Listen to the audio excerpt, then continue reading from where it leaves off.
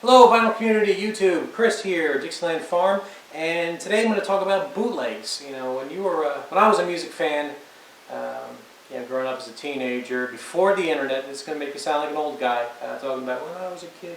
Well, when I was a kid, if you were into a band, you'd run out of material at some point. There was only so much out there for them. So like for me, I was into the Beatles as a teenager.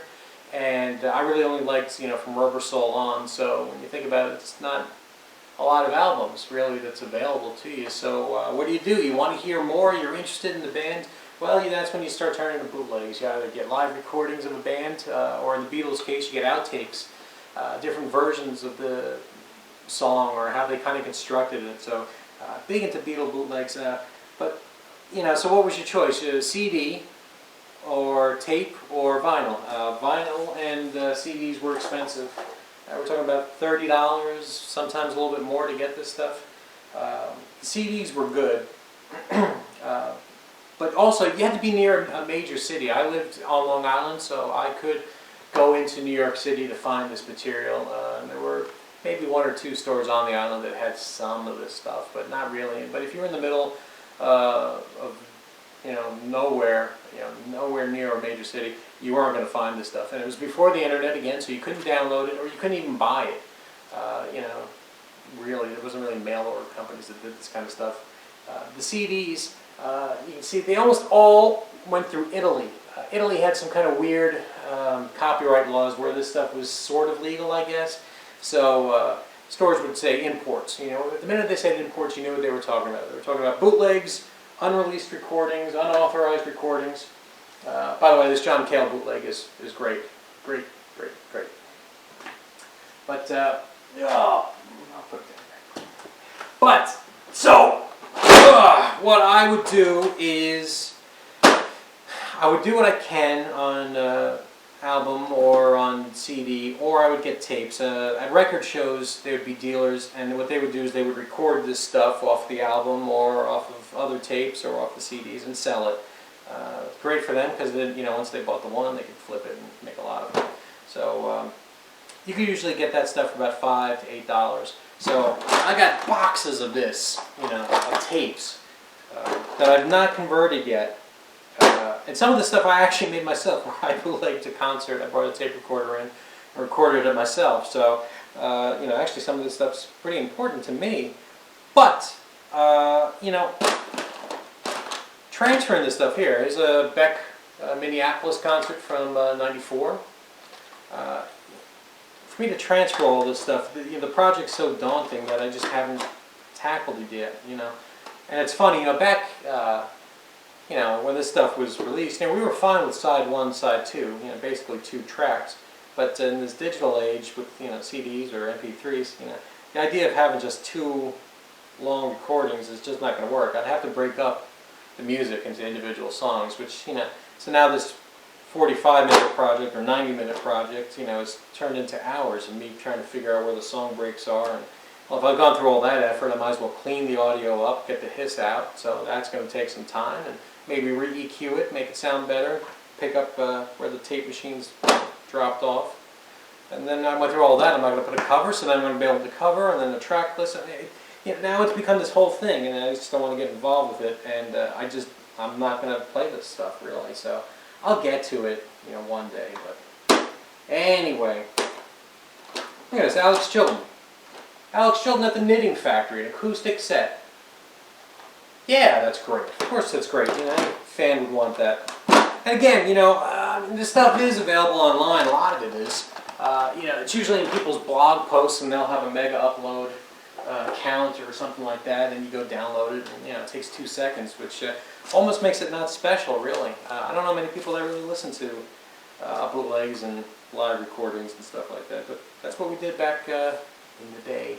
But anyway, so most of this stuff is Beatle bootlegs. I did have a Procol Harum bootleg, and this was typical of what live bootlegs look like. It was kind of a photocopy, well, not really a photocopy, this I guess is a silk screen, on some kind of paper to a blank sleeve. They would just tape it to a blank sleeve, and usually the record label had something to do with the band, so Hamburg Records, so I guess based on one of their songs. That's what they went for.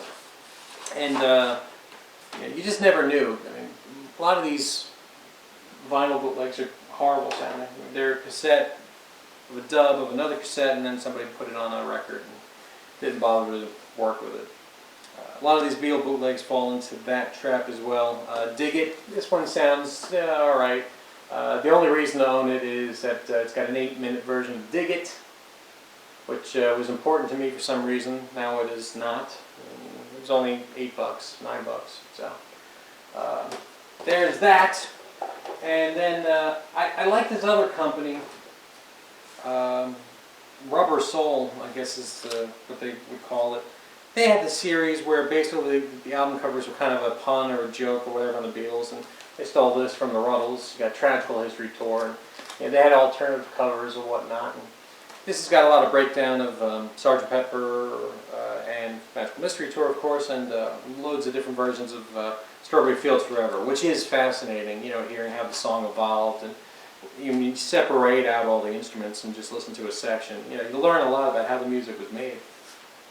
And so that one was a pretty good bootleg. Revolting, not so good. It doesn't actually have a lot from Revolver. Sapcore, that was the name of it, but the labels themselves, I think, said Rubber Soul on it. So let's see if my memory's right. Yeah. I don't know. But see, this one's good because it's got white power. It's got the racist songs that the Beatles kind of did during the Let It Be sessions. So they're not as polite and sparkling as you thought, kids. Actually had some kind of different time, I guess. All right, so you got Broad Road here. This is not bad. A lot of different versions of Abbey Road material. Little Red album. I don't know what that's joke supposed to be, but White Album outtakes and interviews. A lot of interviews on these too. That's why they would fill up space. The Sgt. Pepper one had the inner groove of the Parlophone, lock groove, and played backwards for you, so you don't have to ruin your needle. Same thing with this that has Revolution number 9 played backwards for you, so you don't have to ruin your needle, and you can get to hear Paul. Paul is dead stuff. So for the kids, I'm going to block out the title here. I don't want to, but I think you get the idea of what's going on here. And every song has got the it's got the F word in it. So different material from Help, and same thing. I think it's got a lot of the Christmas fan club records on there. And then Let It Be stuff. That's where a lot of your bootleg material comes from the tapes. When they recorded the film, there were a lot of different versions, and that was the whole point of the film, to kind of show them building the song. So, got Sweet Apple Tracks, volume, I think 3, and I've got volume 2 here, and volume 1's floating around somewhere of that material as well. So, those are my bootlegs. That's sort of how we used to do it, and again, you can just find all this stuff on blogs. I mean, all that Beatles stuff. Well, the Beatles released it themselves. A lot of bands do that now too. They'll after a few years, whatever, they'll actually kind of put out little compilations of alternative takes and things like that. So